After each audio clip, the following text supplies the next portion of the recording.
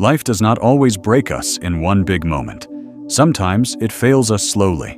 One rejection, one mistake, one door closing after another. And after a while, you start to wonder if this is just who you are now. Someone who tries, someone who loses, someone who keeps falling. But failure is not always a verdict.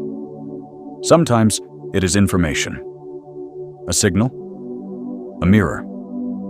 It shows you what is not working, what still needs to be learned, and what kind of strength you have not built yet. Resilience begins the moment you stop asking, "Why is this happening to me?" and start asking, "What can this teach me?"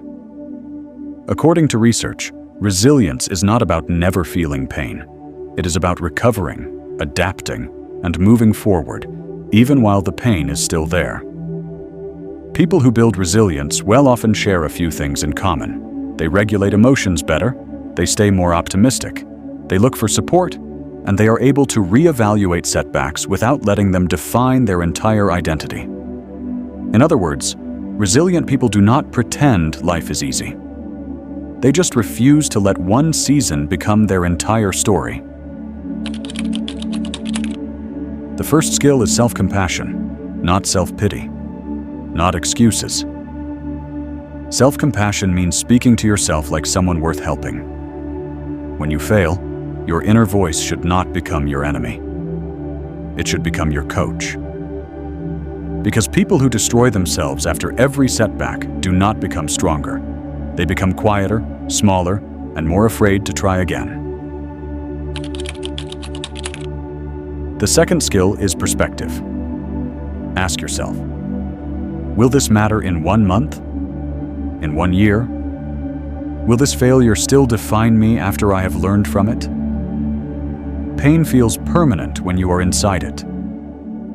But most setbacks are chapters, not conclusions. What feels like the end today is often the beginning of a different path.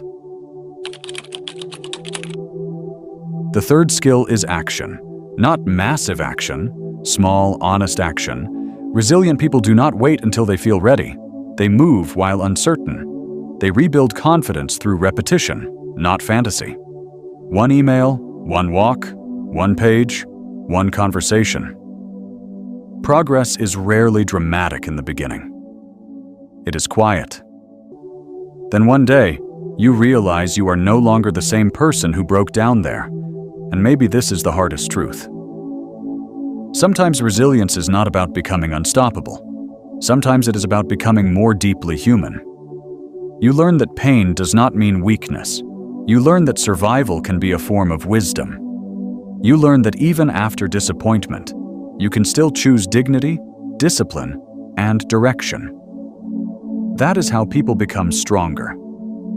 Not by escaping failure, but by refusing to let failure have the final word.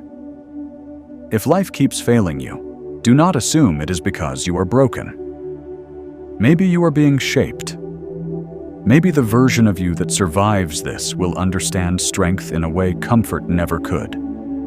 And maybe, just maybe, that is the beginning of resilience.